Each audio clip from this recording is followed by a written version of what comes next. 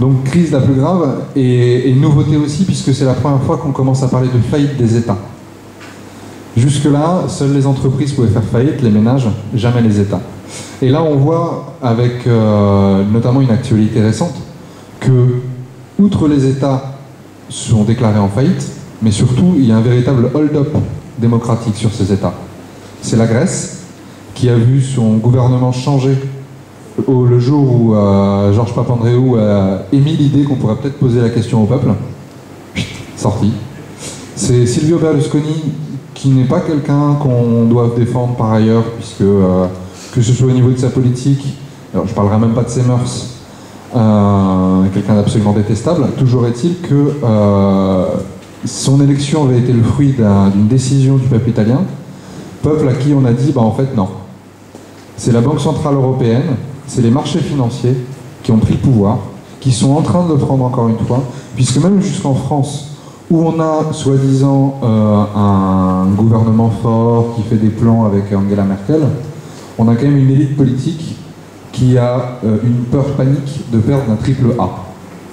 Alors, qu'on se le dise entre nous, le triple A, c'est un truc qui est décerné par des agences de notation. C'est... comment donner une image? C'est un peu comme si on avait une espèce de classe où on était tous ensemble et où l'enseignant se sentait obligé de mettre des sales notes à certains élèves histoire de justifier son rôle d'enseignant en fait. C'est-à-dire que normalement l'enseignant est là pour dispenser un savoir, là normalement les agences de notation sont là pour informer les acteurs des marchés financiers, donc majoritairement les banques, sur la situation de ce qui se passe. Sauf que là on a des agences de notation qui sont dans une situation où leur activité consiste juste à choisir des brebis, à les déclarer galeuses, histoire que les taux d'intérêt sur ces brebis, donc ces pays-là, augmentent. Avec en plus un espèce de petit jeu de domino, c'est-à-dire qu'il y a des paris qui sont faits, parce que les marchés financiers, ça marche comme ça. C'est un pari en fait. C'est un pari sportif même, on pourrait dire comme ça. C'est-à-dire qu'il suffit que les cotes montent. Donc certaines banques internationales considèrent que l'euro n'est pas une monnaie suffisamment résistante et suffisamment cohérente. Ils cherchent le point faible. Le point faible, c'est la Grèce. On attaque la Grèce. On dégrade sa note, on augmente les taux d'intérêt, et puis on regarde comment ça se passe. En attendant, il y a des gens qui ont spéculé et qui, du coup, vont obtenir des dividendes par cette dégradation de notes. Donc c'est ça le système en face duquel on est. Dans le cadre de la Grèce, il y a une chose à savoir aussi, je ne sais pas si vous connaissez la banque Goldman Sachs. Voilà. Banque qui est devenue célèbre, notamment parce que c'est la banque qui a conseillé l'État grec sur comment maquiller ses comptes pour pouvoir rentrer dans la zone euro. C'est un petit 1, c'est un plan en plusieurs parties. Donc en 1, elle était plus ou moins vicieuse quand même, parce qu'elle a aidé l'État grec à truquer. Mais à la limite, pourquoi pas. Petit 2, elle connaissait les faiblesses de l'État grec, puisque c'est elle qui a maquillé les comptes. Et ce qu'elle a fait, c'est qu'elle a revendu les tuyaux à ses autres clients, donc des grandes banques américaines et des grandes entreprises américaines, pour attaquer la Grèce en spéculant, mais pile sur les points faibles. Et après, on va s'étonner que la Grèce se retrouve à genoux. Enfin, je ne sais pas pour vous, mais on se dit quand même qu'on est face à un système qui... Enfin, on peut même plus parler de vice à ce niveau-là. Parce que le vice, là, il est inscrit fondamentalement dans le système. C'est-à-dire que c'est des gens qui sont prêts à mettre à la rue, et ça se passe en Espagne d'ailleurs aujourd'hui.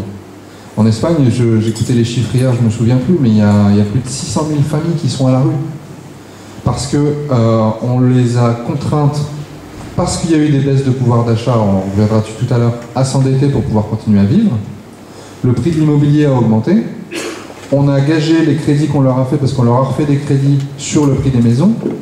Et au moment où il y a un retournement, les banques, plutôt que d'assumer les risques qu'elles auraient dû assumer, puisque c'est elles qui ont pris les risques, elles ont dit aux gens, voilà, maintenant vous allez être expulsés, on va récupérer votre maison et on va la revendre. Donc aujourd'hui, on a des centaines de milliers de familles en Espagne qui sont à la rue, en face de leurs maisons qui sont barricadées et qui sont invendables puisque personne ne peut les acheter. Mais voilà le système dans lequel on est aujourd'hui.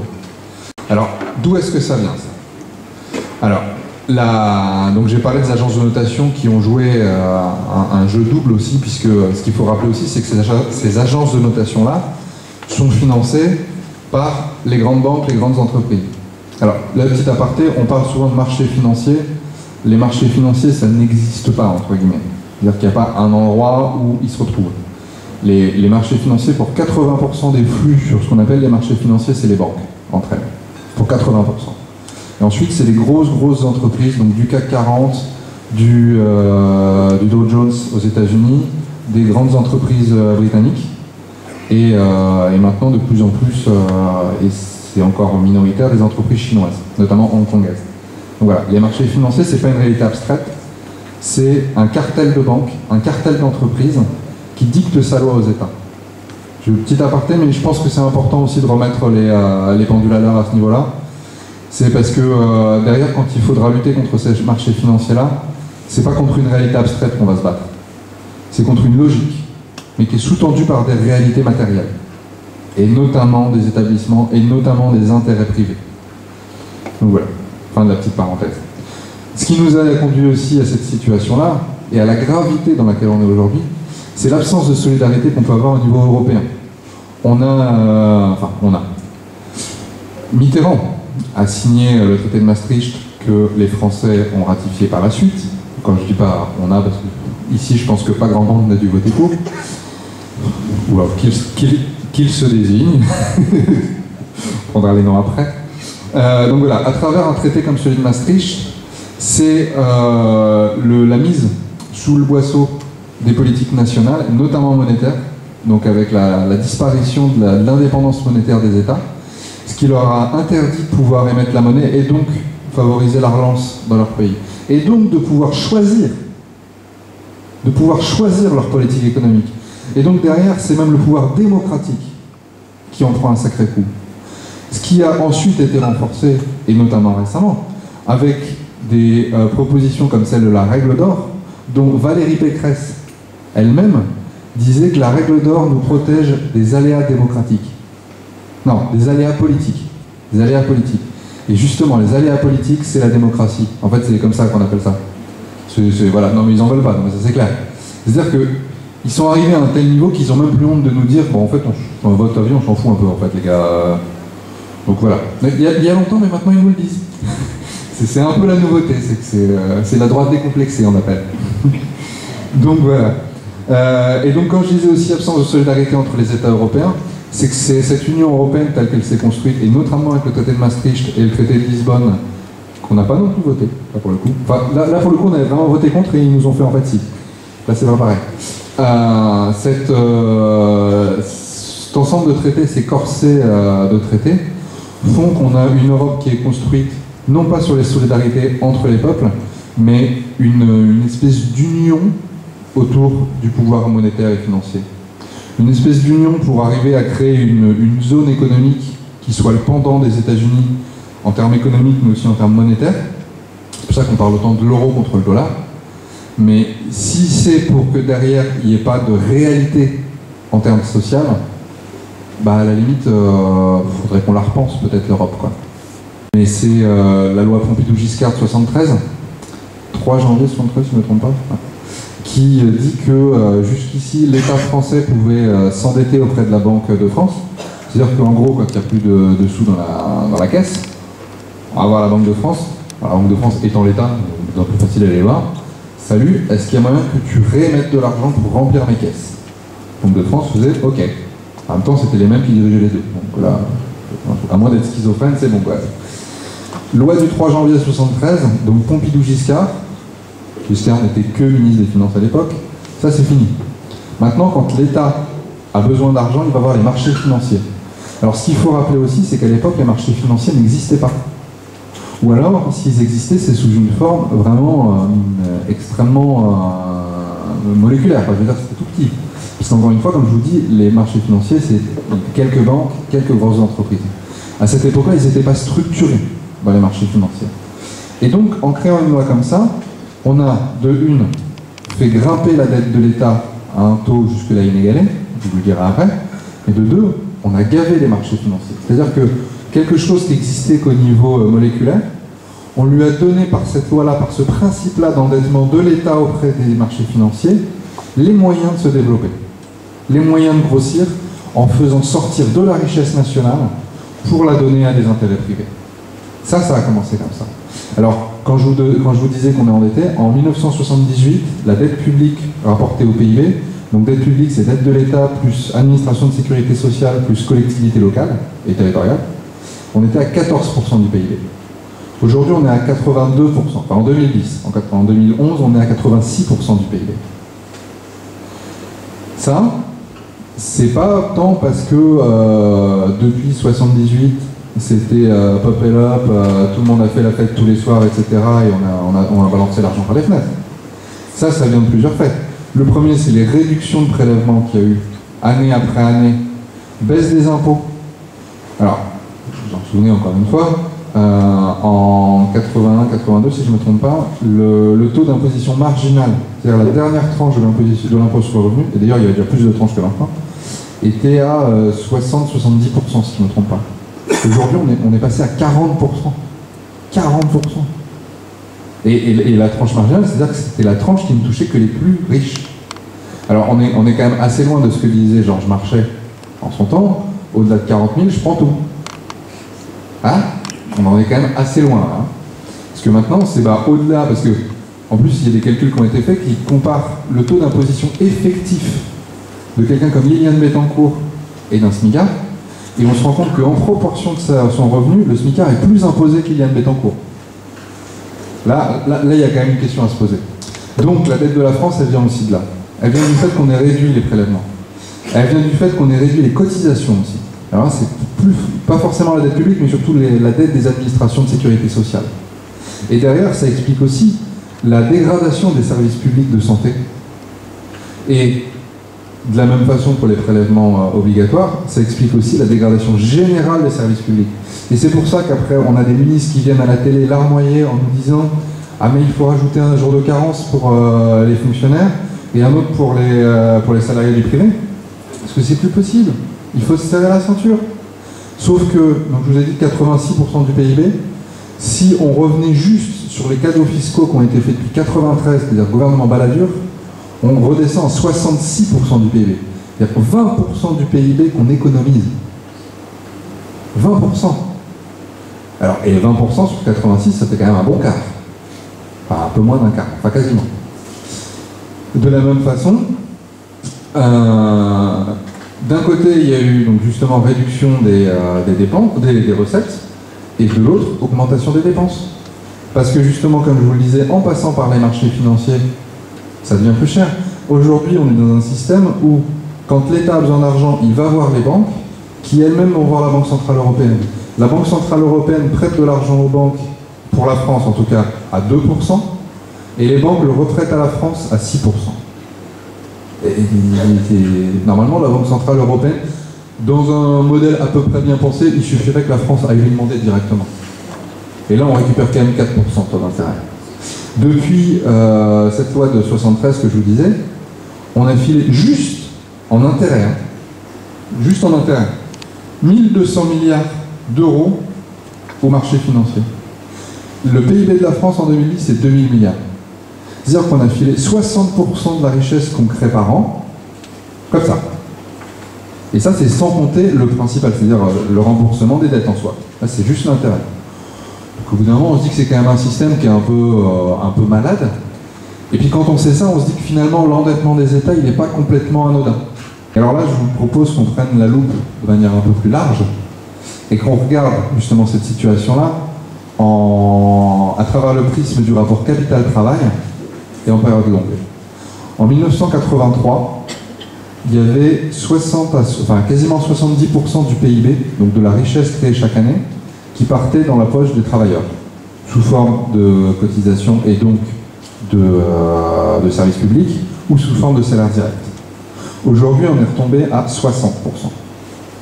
10% du PIB, ça fait 200 milliards d'euros par an qui passent de nos poches dans celles de Liliane Bettencourt et ses copains.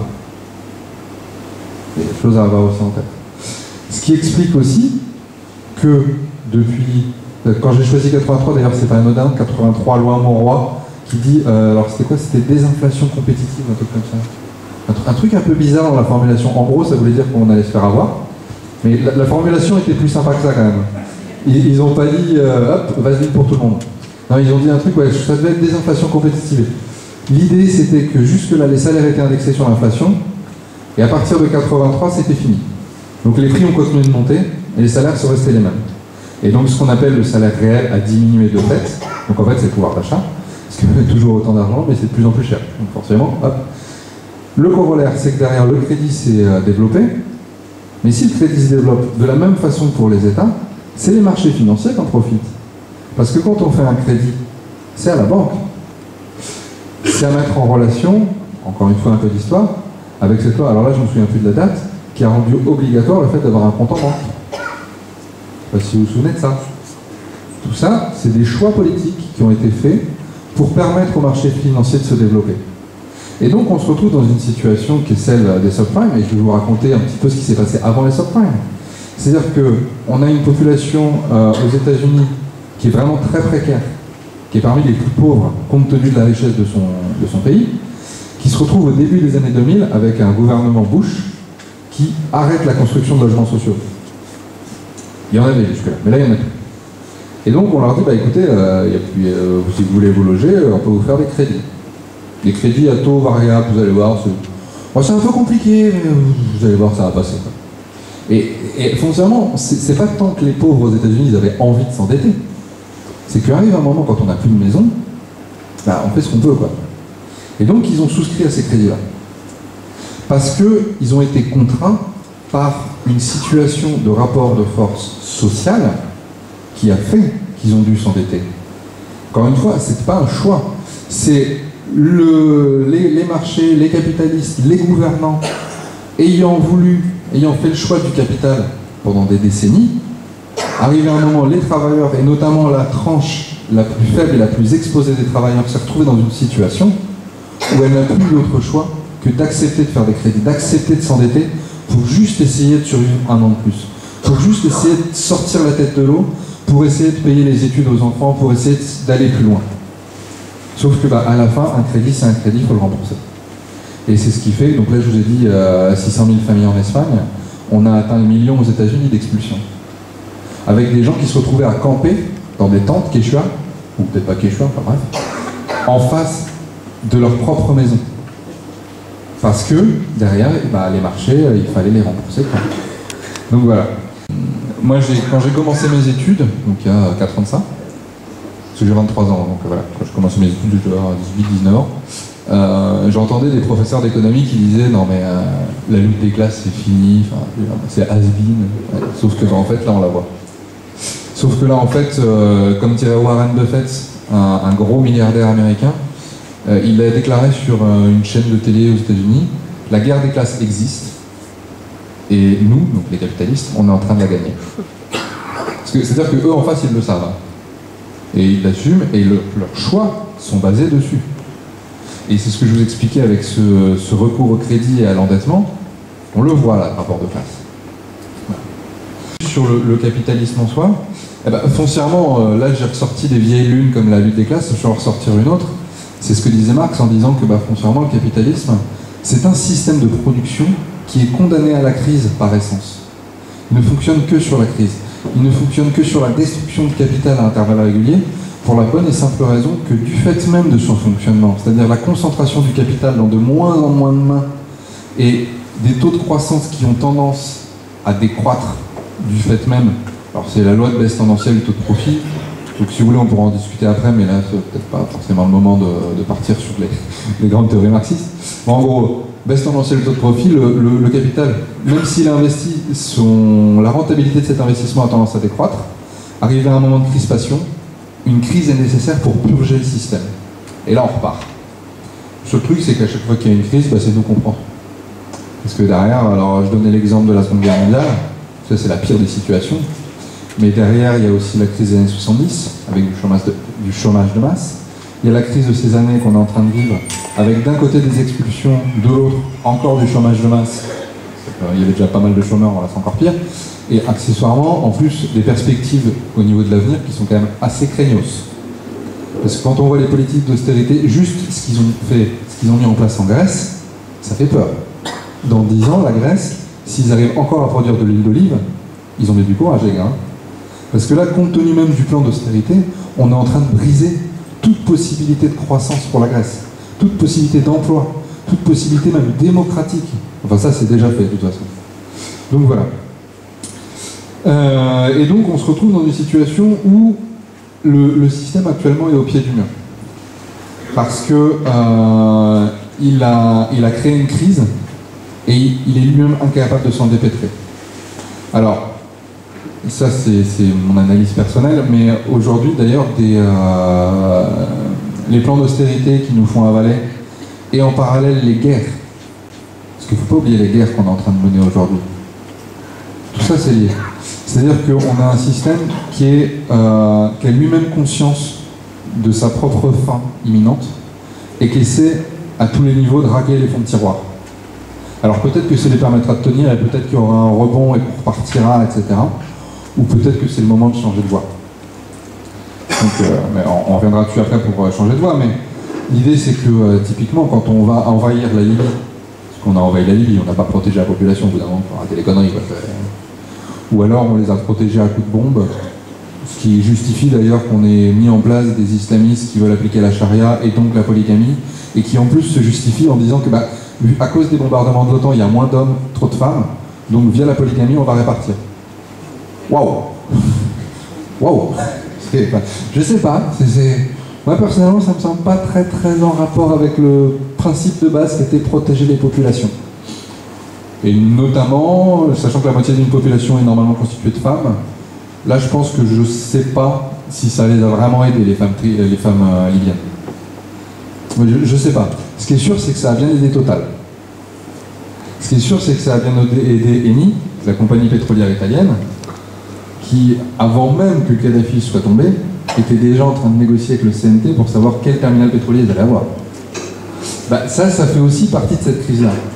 C'est-à-dire qu'aujourd'hui, ce que je vous disais, les capitalistes qui constituent réellement une classe en tant que telle, ils sont en quête de profit, de rentabilité, etc.